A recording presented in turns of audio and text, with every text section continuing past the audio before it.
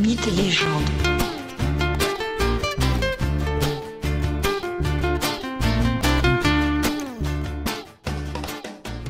Bonjour à tous et bienvenue dans ce nouvel épisode de Mythes et légendes. Aujourd'hui, je vous invite à découvrir ou redécouvrir le mythe d'Œdipe.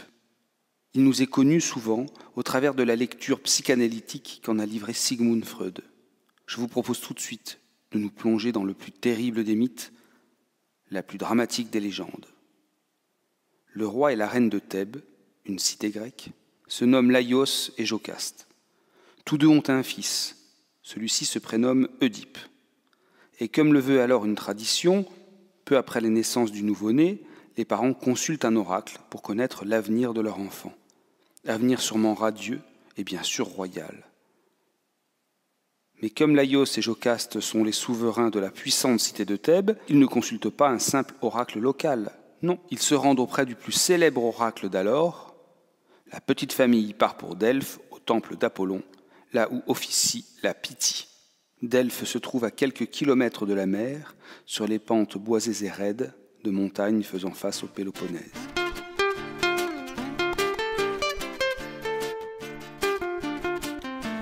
Laïos et Jocaste ont donc fait le voyage jusqu'au célèbre temple d'Apollon pour écouter les prédictions de la Pythie, cette femme grommelant ou criant, hurlant ou mogiférant des sons divers et étranges. Les sons émis par la Pythie sont alors interprétés par des prêtres d'Apollon qui livrent aux demandeurs un oracle, une prédiction. Et que disent les prêtres au roi et à la reine de Thèbes ? Leur prédiction est bien étrange et inquiétante. Œdipe, leur si cher fils, tuera son père et épousera sa mère. Voulant échapper à leur destin, les parents décident rapidement de se débarrasser de leur si dangereux bambin. Œdipe est donc abandonné dans la montagne, les deux pieds percés et liés. Les bêtes sauvages mangeront sans aucun doute le nouveau-né. C'est un serviteur du couple royal de Thèbes qui doit exécuter la terrible tâche. Mais voilà qu'en chemin, alors que le bébé pleure, le serviteur, touché, troublé, décide de le confier à un berger rencontré par ici. Le berger n'est autre qu'un homme travaillant pour le roi de Corinthe, Polybos. Il lui apporte l'enfant, car Polybos n'a pas d'héritier et s'en lamente. Œdipe est ainsi élevé dans le palais de Corinthe, comme le fils du roi. Cependant, alors que Œdipe est devenu un jeune homme, il se dispute avec un habitant de la cité qui le traite d'enfant trouvé. Œdipe se demande ce que cette insulte cache. Il décide alors de se rendre à son tour à Delphes pour que la Pythie lui révèle sa véritable origine.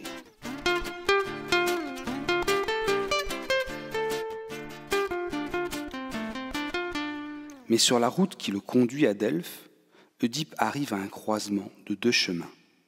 Là, un vieillard monté sur un large char s'adresse vivement au jeune prince de Corinthe et exige que celui-ci s'écarte pour le laisser passer.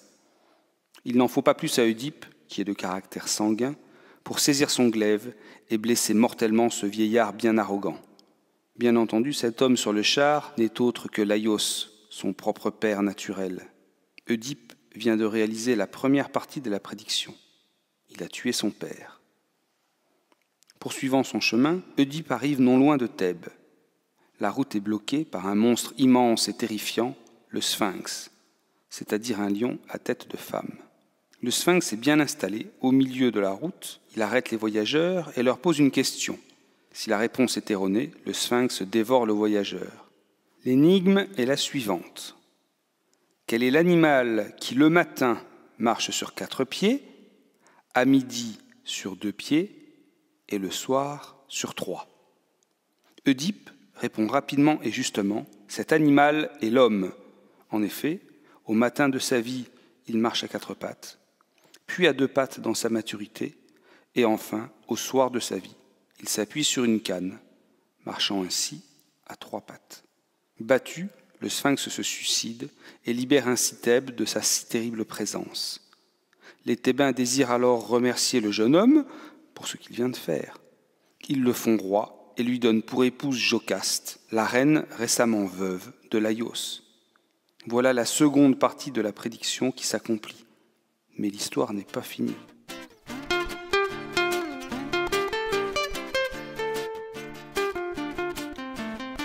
En effet, Œdipe et son épouse, qui est donc aussi sa mère sans qu'il le sache, ont plusieurs enfants, dont la célèbre Antigone.